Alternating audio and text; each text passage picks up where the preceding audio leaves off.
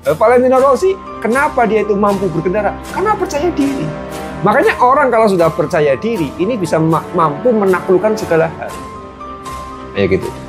Nah, anak ketika boros, anak ketika suka jajan, kadang ada anak yang tidak bisa mengatur uang. Itu loh. Ketika jajan itu boros, itu si anak kan sebetulnya anak yang sedang percaya diri. Dia mempercayai dirinya bahwa besok pasti rezekinya ada. Dia percaya kepada dirinya bahwa rezeki itu luas. Dia percaya bahwa dia nggak akan miskin gara-gara saya kehabisan uang. Jadi terbangun rasa percaya ini.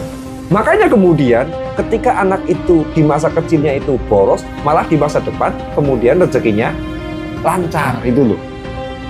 Tapi harus tahu, nggak kemudian semuanya anak-anak yang boros di masa lalu, kemudian di masa depan dia itu menjadi anak-anak yang rezekinya mudah. Enggak juga.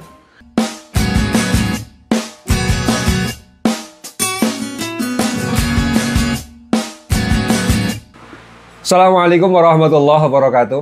Waalaikumsalam warahmatullahi wabarakatuh. Ya, salam jumpa, salam ketemu, dan salam prosperity. Kita ketemu, kita berjumpa lagi di channel saya, Muhammad Nurul Banan. Untuk kesempatan kali ini, saya ingin membicarakan tentang satu attitude anak, satu perilaku anak, yang biasanya perilaku ini dianggap sebuah kejelekan. Tapi sebetulnya, perilaku ini adalah perilaku yang menjadi indikasi kelak si anak ini rezekinya akan mudah. Kadang-kadang kan orang tua itu taunya yang positif aja. Tidak tahu bahwa di balik kenegatifan anak sebetulnya ada hal positif juga. Karena kayak gini loh, anak itu ketika dia itu mau memiliki kesadaran yang tinggi, itu biasanya anak yang memiliki kesadaran tinggi itu ya dia harus tahu sakitnya luka. Dia harus tahu bagaimana melanggar. Dia harus kepentung sana sini. Sehingga tahu, oh, saya berperilaku seperti ini, kok saya kepentung kayak gini ya. Kena pentungan. Akhirnya apa? Dia sadar, oh, saya nggak boleh seperti ini. Ya. Kayak gitu loh. Saya berperilaku nakal seperti ini. Loh, kok kepala saya bentur dinding? Der! Kayak gitu loh.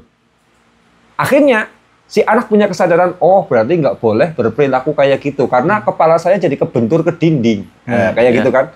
Lah, makanya, anak nakal itu sebetulnya adalah anak yang cerdas. Karena apa? Si anak ini, dia itu punya kreativitas yang banyak. Sehingga ketika dia itu memiliki banyak kreativitas dalam pikirannya, ya akhirnya dia banyak ulah. Itu loh. Makanya anak nakal, anak banyak ulah, itu adalah sebetulnya kecerdasan anak loh. Kayak gitu. Loh, Nabi Ibrahim coba. Nabi Ibrahim itu, kalau andai kata di lingkungan kita kan rata-rata mungkin muslim. Agamanya itu muslim. Lah, orang muslim itu sholat di dalam masjid. Nabi Ibrahim kok kemudian apa berpikir?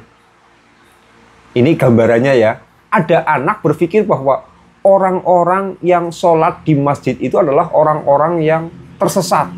Sehingga masjidnya dirobohkan. Kira-kira di zaman seperti ini ada nggak anak yang nakalnya kayak gitu? Sampai merobohkan masjid tempat ibadah? Nggak ada. Nggak ada. Lah, Nabi Ibrahim pada waktu dulu itu lingkungannya bahkan hampir seluruh kerajaan itu menyembah terhadap berhala. Oh, dia berpikir berhala itu sesat. Menyembah berhala itu sesat. Harus saya hancurkan ini berhalanya. Kira-kira anak nakal apa enggak? Nakal sekali. Dia ini super nakal si anak. Makanya kemudian Nabi Ibrahim itu banyak bertanya. Nggak percaya Tuhan itu ada dalam berhala. Dia menanyakan kepada bulan. Diamati bulan, oh bukan Tuhan. Matahari, loh matahari tenggelam, ah itu bukan Tuhan. Ini kan pikirannya itu mencari-cari kebenaran. Karena pikirannya kreatif, akhirnya Nabi Ibrahim ini banyak melanggar, ya, banyak melanggar norma-norma, banyak melanggar etika-etika yang ada pada lingkungannya, yang ada pada masyarakatnya waktu itu. Sampai ada berhala dihancurkan. Saya membayangkan, andai kata ada anak yang sekarang seperti itu, ya, masjid dirobohkan, kan seperti apa loh gegernya ya gitu. Nah ini mental-mental seperti Ibrahim kadangkala mungkin sudah nyaris nggak ada. Tapi ini adalah mental-mental sebetulnya mental-mental pemberani. Nah, maka ini kemudian ketika ada anak nakal, sebetulnya anak tersebut adalah anak-anak yang kreatif. Itu loh. Jadi nggak selamanya nakal itu adalah ngugal. Nah, sementara coba, orang tua itu kira-kira senang punya anak yang nurut apa anak yang nakal? Yang nurut. Yang nurut kan? Yeah. Dikira nurut itu adalah kebaikan. Padahal enggak. Assalamualaikum warahmatullahi wabarakatuh. Mohon maaf saya jeda sebentar materi kontennya. Mohon izin untuk kasih informasi. Insya Allah saya membuka kelas training Servo Prosperity Batch 12 di tanggal 27 Juli 2025. Kelas training Servo Prosperity adalah kelas training spiritual finansial melalui basic need. Di kelas ini, selama lebih dari 20 hari, Anda akan saya mentori untuk memahami sistem Servo Prosperity alam semesta untuk meningkatkan finansial Anda. Segera daftar dengan klik link di deskripsi video. Kerbau, kenapa kerbau itu kemudian selalu nurut? Karena dia bodoh. Iya kan? Iya, betul. Kerbau gedenya kayak gitu, tenaganya besar. Kemudian apa? Lehernya dikasih tali, kemudian dituntun sama anak kecil kayak gini. Nurut apa enggak? Nurut. Nurut. Padahal sebetulnya kalau dia tidak konsisten bodoh, si anak kecil sekali sepak aja sudah mati. Sudah terpental jauh gitu loh. Tapi karena dia konsisten bodoh, ya nurut aja. Ayo ke utara, ayo ke selatan, ayo ini. Makanya sekarang kalau anak nurut, itu berarti Bodoh. seperti kerbau. Ini loh ya. Sebenarnya seperti itu. Makanya di pesantren saya saja di sini ya. Kadang-kala saya merenung. Yang namanya santri putra. Ini Masya Allah santri putra itu. Setiap minggu ada pelanggaran. Ada yang kabur dari pesantren. Ada yang drop out. Ada yang melanggar ini itu. Ada yang merokok. Macam-macam. Mereka ini susah banget diatur. Sudah susah sekali diatur. Anak laki-laki ini loh. Nggak pernah ranking. Itu ya. Pelajaran nggak menguasai. Kamarnya kotor. Barang-barang pondok pesantren, peralatan-peralatan pesantren sering dirusak. Besi dibatahkan. Masya Allah itu. Saya pernah bikinin itu loh. Bikinin tempat sandal buat santri putra itu sampai menggunakan besi ukuran 10. Gede banget itu kan, udah kayak linggis itu loh. Karena apa? Kalau cuma pakai besi kecil, patah, dipatahin saja. Nggak tahu kenapa itu. Besinya itu bisa melengkung, bisa patah. Sehingga bikin rak sandal paling baru setengah tahun, sudah hancur rak sandalnya. Saya bikinin pakai besi ukuran 10. Ternyata apa? Masih patah juga. Ini saking bahwa anak laki-laki ini memang ya susah diatur dan nakal-nakal. Sudah pelajaran nggak menguasai, susah diatur, jorok. Ini loh, liar ini. Wah, beda sama santri putri. Makanya mengasuh santri putra dan mengasuh santri putri itu energi yang dikeluarkan. Ini nggak ada separohnya loh.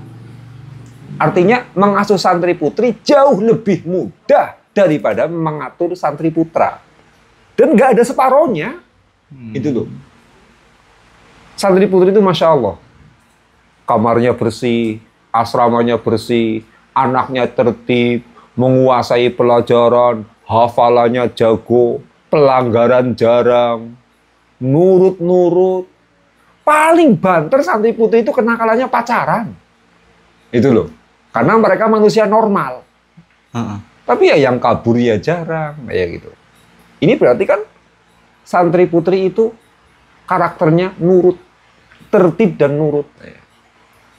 Tapi saya sering menanyakan kepada wali santri, coba, santri putri sedemikian nurut, santri putra sedemikian liar, nakal-nakal susah diatur. Tapi di masa depan, yang banyak mengubah dunia, itu santri putra apa santri putri? Yang banyak mengubah dunia itu laki-laki apa perempuan? Artinya apa? Yang banyak menjadi kepala desa, putra laki-laki apa perempuan? Laki-laki. Laki-laki. Yang menjadi presiden kebanyakan? Laki-laki. Yang menjadi ilmuwan kebanyakan? Laki-laki. Yang kemudian punya pengaruh besar kebanyakan? Laki-laki. Ini. Jadi, di masa depan ternyata yang mengubah dunia kebanyakan adalah laki-laki, bukan perempuan. Walaupun perempuan itu nurut, laki-laki itu Liar. nakal, liar. Iya. Tapi ternyata di masa depan yang mengubah dunia itu adalah Laki-laki. laki-laki. Kebanyakan loh maksudnya loh. Yang menjadi ilmuwan laki-laki. Loh, kenapa ini terjadi? Karena apa? Sebetulnya santri putra atau anak laki-laki itu bukan nakal, itu bukan. Tapi mereka anak-anak yang kreatif, mereka anak-anak yang memang memiliki leader. Sehingga apa? Pendapat mereka kuat. Saya penasaran kok pingin nabrak itu, saya tabrak dulu. Walaupun dihadang, kamu jangan nabrak, kamu jangan nabrak. Ya tabrak aja, karena apa? Penasaran. Otaknya itu kreatif. Ini. Maka ya santri santri perempuan, santri wanita, santri putri ini kebanyakan kemudian justru mereka itu sedikit mengubah dunia di masa depan. Maka ini petunjuk bahwa anak nakal itu sebetulnya ya kreativitas. Kayak gitu. Loh, Sunan Kalijaga loh. Sunan Kalijaga itu terkenal sebagai seorang waliullah. Ya. Dan kewaliannya ini kewalian agung, seorang wali besar. Ya gitu kan. Sunan Kalijaga siapa saja kenal sampai detik ini. Ternyata apa di masa lalu? Dia kan bekas berandal Lokajaya, bekas perampok loh, pembegal dia itu. Jadi kan masa lalu yang nakal, ternyata di masa depan justru dia yang mengubah dunia. Maka sekali lagi bahwa anak nakal kadang-kadang kita itu melihatnya sebagai sebuah barang negatif, tapi enggak, justru malah banyak positifnya, kayak gitu. Ya. Gus Dur itu, saya pernah dapat cerita dari guru saya, Kiai Haji Muhammad Yusuf Hudori. Guru saya itu menceritakan dulu Gus Dur waktu mondok di Pondok Pesantren Tegarrejo Magelang. Gus Dur ini anaknya memang nakal, semau sendiri. Cuma memang Gus Dur itu kan putranya, gurunya, guru saya. Jadi yang mendirikan pondok pesantren, ya, yang mendirikan pondok pesantren namanya Kiai Haji Hudori, itu santrinya Kiai Haji Hasyim Asy'ari. Nah, Mbah Hasyim Asy'ari ini adalah kakeknya Gus Dur. Jadi Gus Dur itu adalah gurunya guru saya, kayak gitu loh. Nah, sehingga di pesantren ya dia mendapatkan perlakuan privilege memang, perlakuan istimewa. Tapi ya nakalnya juga semaunya sendiri, gitu. Saya pernah diceritakan kayak gini. Gus Dur itu pernah malam-malam pingin mencuri ikannya Kiai, ikan di kolam ikan itu pingin dicuri. Karena ya gini, ada musola, kemudian apa? Setelah nanti di depan musola itu ada kolam. Lah, kemudian di samping kolam itu kemudian rumahnya Kiai itu. Sehingga Kiai ini ketika mau ke musola itu pasti melewati kolam tersebut. Nah, malam-malam Gus Dur itu pingin makan ikan. Loh, dia ngajak teman-temannya. Waktu itu ngajak 3 orang, yuk kita curi aja ikannya Kiai, kita bakar-bakar. Loh, akhirnya apa? Ke-4 orang ini dengan Gus Dur, ya 3 orang tambah Gus Dur jadi 4 orang ya. Itu dia kemudian sengaja ngambil ikan. Nah, yang 3 temannya itu disuruh turun ke kolam ikan. Itu. Gus Dur sendiri menunggu di Atas. Iya, menunggu di atas. Udah kamu aja bertiga turun sana. Mungkin bawa seser atau apa kayak gitu kan. Kalian bertiga turun, ambil ikan. Saya nunggu di sini nanti takut ada orang lihat ya gitu kan. Lah, itu tengah malam. Jam 12 malam. Padahal biasanya jam 12 malam itu Pak Kiai pasti keluar dari rumah ke musola untuk melakukan zikir, mujahadah malam namanya. Ya, untuk melakukan zikiran. Nah, ketika Pak Kiai keluar, dengar ada suara-suara gemercik di kolam kan, curiga, apa itu, apa itu, apa itu? Loh, begitu tahu Pak Kiai keluar, 3 santri yang turun ke kolam itu lari semuanya. Itu kan, lari semuanya, kabur. Nah, akhirnya yang kepergok itu Gus Dur. Sama, itu ada apa itu, Dur? Ada orang nyuri ikan apa? Jawabnya Gus Dur apa? Iya ini Pak Kiai. Ada santri mau nyuri ikan. Ada orang mau nyuri ikan. Tuh lari karena ketahuan sama saya. Ketahuan sama saya makanya mereka lari. Ini saya coba untuk mengejar ya gitu loh. Saya coba untuk mengejar. Jadi ketiga temannya sebenarnya disuruh sama Gus Dur, tapi kemudian dijadikan kambing hitam sama Gus Dur ya gitu loh. Itu santrinya lari semuanya itu yang nyuri itu.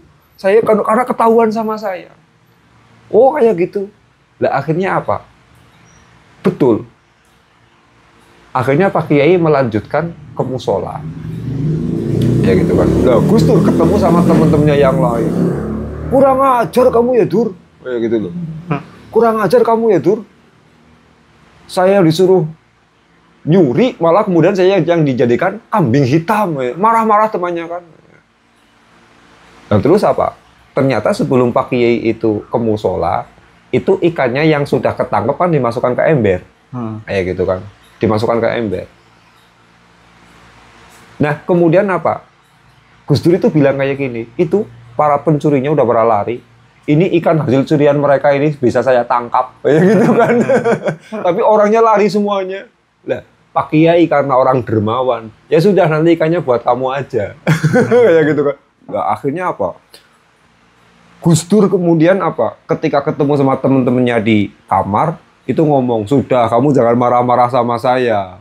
Udah nerima aja kamu jadikan kambing hitam. Yang penting nih, ini sudah halal nggak perlu mencuri. Karena apa? Tadi dikasih sama Pak Kiai kayak gitu. Nah ini, artinya Gus Dur pun yang dia itu seorang cendekiawan, seorang negarawan, mantan presiden. Masa lalunya, masa anak-anaknya juga nakal. Itu. Jadi makanya anak nakal itu kerap kali dilihat sebagai barang negatif, tapi ya justru kadangkala itulah nilai positifnya. Kayak gitu loh, ya. Itulah nilai positifnya. Maka anak ya, anak itu kalau terlalu banyak diproteksi, terlalu banyak didikte, itu biasanya si anak itu terhalang pertumbuhannya. Saya kalau ada anak-anak kecil, dia nakal, suka naik ke meja, suka banting barang, ambil apa saja ya gitu, nggak ada rasa takutnya. Saya malah dukung sama anak-anak yang kayak gitu. Misalkan ada tamu di rumah saya ya, anaknya agak nakal, apa jadi ambil, apa itu bikin berantakan. Kadang-kadang naik meja, seenaknya sendiri. Saya selalu ngomong sama orang tuanya, itu anak kayak gitu, jangan sampai dilarang. Itu. Kenapa?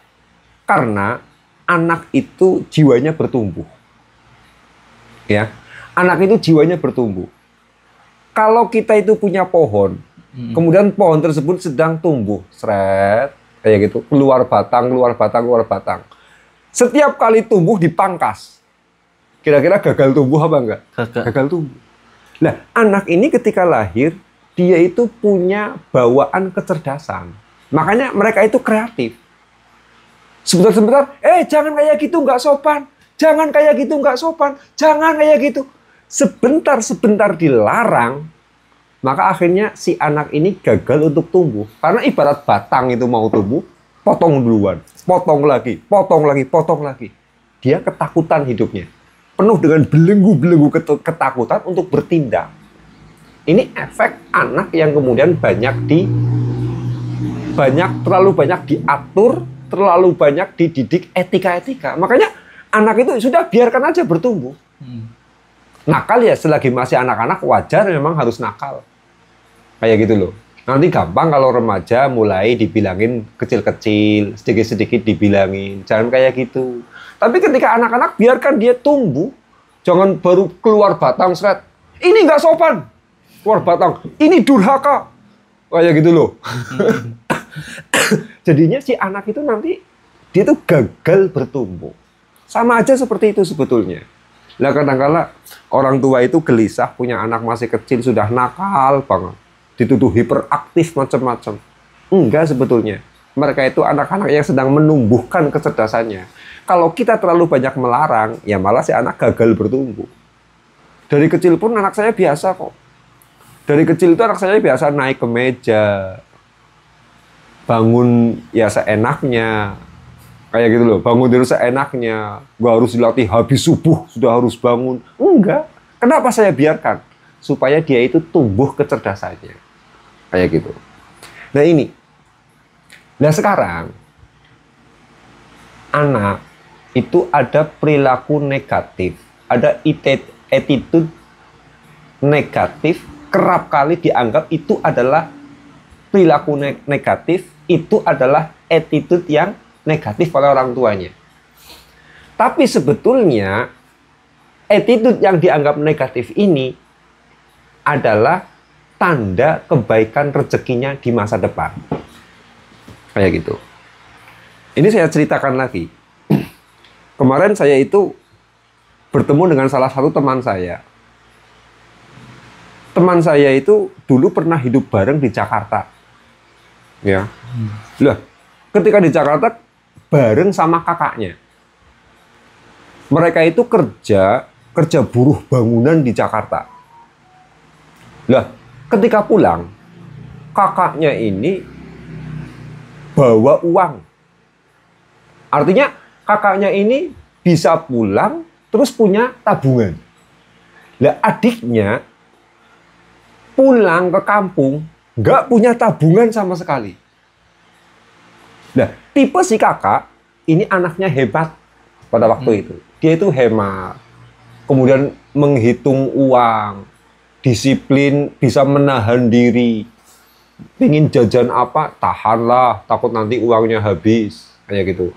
Mau pakai uang, tahanlah, takut uangnya habis. Kayak gitu.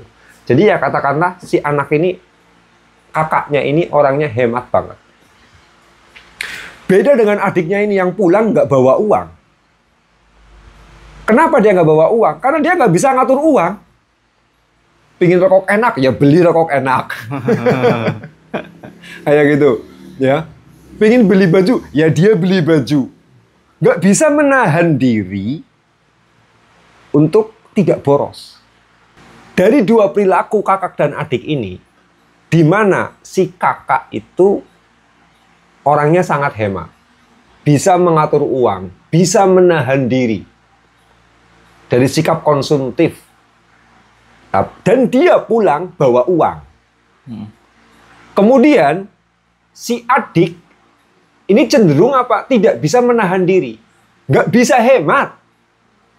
Pingin rokok enak, ya dia beli. Pingin makan kenyang, ya dia beli.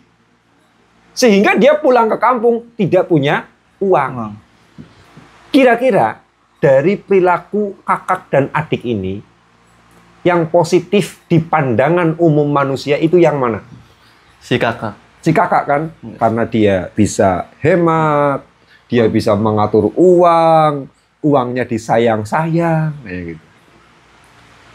Nah, kemarin tuh ketemu sama saya, si adiknya nih ketemu sama saya. Saya heran, Gus. Kok sekarang malah rezeki saya jauh lebih mudah daripada kakak saya. Padahal dulu dia ya boros. Sampai hari ini ya dia boros. Pingin rokok enak ya dia beli rokok enak. Kayak gitu loh. Sampai hari ini ya dia boros. Tapi apa? Si kakak itu sekarang malah nggak punya pekerjaan. hidupnya nggak berkembang. Itu. Si adik sekarang rezekinya lebih mudah, ya walaupun nggak kaya-kaya amat, tapi rezekinya lebih mudah, lebih tertata, ya kualitas hidupnya juga lebih maju. Dan malah si kakaknya itu sekarang pengangguran, nggak punya penghasilan. Kebalik kan? Kebalik. Nah ini loh. Makanya saya pernah kemarin juga sudah saya bikin konten pendek. Saya pernah dicurhati, ada wali santri yang konsultasi sama saya. Gus Banan, saya punya 2 anak di sini. Kalau kakaknya dulu lah, Masya Allah, sama uang itu hemat, nggak banyak nuntut, dia neriman, ada uang ya ada uang ya dia bisa mengatur. Ini adiknya loh, jajannya boros, uang seberapa pun habis. Gimana ya Gus? Nah, dia menanyakan seperti itu, malah saya jawab, itu loh, anak yang nomor 2, adiknya, itu justru nanti yang akan rezekinya mudah. Dia kaget, loh, kok bisa? Gitu kan. Loh, kok bisa? Ya sama. Kemudian saya menceritakan tentang 2 orang kakak adik teman saya yang kerja di Jakarta tadi. Kenapa anak ketika dia itu cenderung lebih boros, kok malah rezekinya di masa depan itu gampang, lebih mudah rezekinya? Karena kayak gini, orang itu kalau sudah punya rasa percaya diri, dia mampu menguasai segala hal loh. Seumpama dia itu menjadi pembicara, ya, menjadi public speaker. Di atas panggung dia punya rasa percaya diri. Kira-kira bisa menguasai situasi apa enggak? Bisa. Pasti dia bisa menguasai situasi, nggak grogi, nggak apa. Tapi kalau sudah nggak percaya diri, apa saya bisa ya manggung? Apa saya bisa yang ngomong? Gagal total kan? Gagal total. Valentino Rossi, kenapa dia itu bisa mengendalikan motor dengan kecepatan tinggi? Karena ya dia percaya diri kok. Saya nggak bakalan mati di atas motor. Bahkan teman saya yang tukang kebut-kebutan motor itu prinsipnya apa? Lah, orang kecelakaan itu bukan karena motoran banter ataupun motoran lambat kemudian kecelakaan terus mati juga banyak. Mentalnya itu udah mental pembalap kayak gitu loh. Valentino Rossi, kenapa dia itu mampu berkendara? Karena percaya diri. Makanya orang kalau sudah percaya diri, ini bisa mampu menaklukkan segala hal. Kayak gitu. Lah, anak ketika boros, anak ketika suka jajan, kadang ada anak yang tidak bisa mengatur uang. Itu loh. Ketika jajan itu boros, itu si anak kan sebetulnya anak yang sedang percaya diri. Dia mempercayai dirinya bahwa besok pasti rezekinya ada. Dia percaya kepada dirinya bahwa rezeki itu luas. Dia percaya bahwa dia nggak akan miskin gara-gara saya kehabisan uang. Jadi terbangun rasa percaya ini. Kayak gitu loh. Makanya kemudian ketika anak itu di masa kecilnya itu boros, malah di masa depan kemudian rezekinya lancar itu loh. Dan sekarang coba anak yang dihemat-hemat uangnya. Dia nggak punya rasa percaya diri loh. Aduh, nanti uangnya habis saya miskin. Kayak gitu. Kalau saya itu jajannya banyak, besok saya nggak punya uang. Dia itu kepercayaannya sudah seperti itu. Belief-nya sudah menyebut kayak gitu. Sehingga ya akhirnya dia terhambat sendiri. Karena apa? Otaknya itu sudah ngitung terus sama uang. Karena otaknya ngitung terus sama uang dan dia nggak percaya bahwa rezeki itu melimpah, ya akhirnya di masa depan rezekinya menjadi seret. Makanya jangan percaya kalau lihat anak yang kemudian pandai berhemat dan lain sebagainya, di masa depan rezekinya akan mudah. Enggak. Itu loh. Tapi harus tahu, enggak kemudian semuanya anak-anak yang boros di masa lalu, kemudian di masa depan dia itu menjadi anak-anak yang rezekinya mudah. Enggak juga. Karena faktornya itu, anak-anak yang di masa lalunya itu boros, tidak bisa ngatur uang, kemudian rezekinya jadi lebih mudah di masa depan apabila faktor kesadarannya itu adalah rasa percaya. Rasa percaya kepada dirinya bahwa rezeki akan selalu ada. Rasa percaya kepada Allah bahwa rezeki itu luas. Makanya dia tidak khawatir kehabisan rezeki. Ini faktornya. Nah, beda kalau yang faktornya adalah anak yang ngawur. Ini beda lagi. Nah, kalau ada anak-anak yang di masa lalunya kok uangnya boros, tapi sekarang kok jadi jatuh miskin, itu karena apa? Faktornya adalah ngawur. Itu loh. Artinya ngawur ya anak ngawur. Kayak gitu loh. Jadi tergantung kepada faktor kesadarannya itu apa. Nah, karena ini kalau ada anak kok kemudian dia itu cenderung lebih boros dengan uang, cenderung tidak bisa berhemat, kayak gitu. Ini kita tinggal mengarahkan kesadarannya saja. Karena si anak ini sebenarnya sudah ada bahan baik, sudah ada bahan yang bagus, sudah ada mental yang bagus, ada kesadaran yang bagus. Si anak ini sudah tidak takut dengan uang. Tinggal disuruh bagaimana dia percaya bahwa rezekinya di masa depan pasti ada. Rezeki itu nggak pernah habis. Rezeki akan selalu ada. Rezeki selalu kecukupan. Ini tinggal bangun kesadarannya itu. Nah, makanya ini anak di masa lalu boros itu sebetulnya kan attitude yang jelek kan. Tapi sebetulnya itu adalah tanda bahwa di masa depan anak-anaknya itu akan menjadi anak yang rezekinya lebih mudah. Dan itu bisa diamati kok. Saya juga ngamatin sendiri ini. Makanya nggak ada dalil, nggak ada apa kan. Karena ini pengamatan. Itu loh. Pengamatan. Bisa kok diamati teman-teman saya.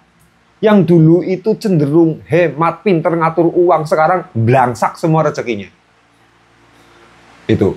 Tapi teman-teman saya yang boros, yang dulu itu seenaknya menggunakan uang, seolah-olah dia nggak bisa menahan diri untuk belanja dan macam-macam. Sekarang rezekinya mudah-mudah. Saya ngamati teman-teman saya sekelas dulu. Itu loh. Termasuk saya. Dulu saya itu kan lahir jadi anaknya orang miskin. Sehingga sudah didoktrin bahwa rezeki itu sedikit, rezeki itu pas-pasan. Kamu anaknya anak miskin. Sehingga di pesantren, saya itu mau beli sarung saja nggak berani. Iya, itu loh. Jajan ya sudah teratur. Beli rokok ya teratur. Nggak berani melanggar macam-macam saya itu. Tapi kemudian, saya menjadi lambat sekali perkembangan finansialnya. Loh, sesudah saya mengubah kesadaran saya, mengubah mental saya. Rezeki gampang kok. Akhirnya saya agak seenaknya menggunakan uang. Malah kemudian rezeki saya itu mudah. Selisih berapa dulu ya? Selisih 3 bulan sudah saya mengubah kesadaran itu. Akhirnya malah saya bisa beli mobil. Itu.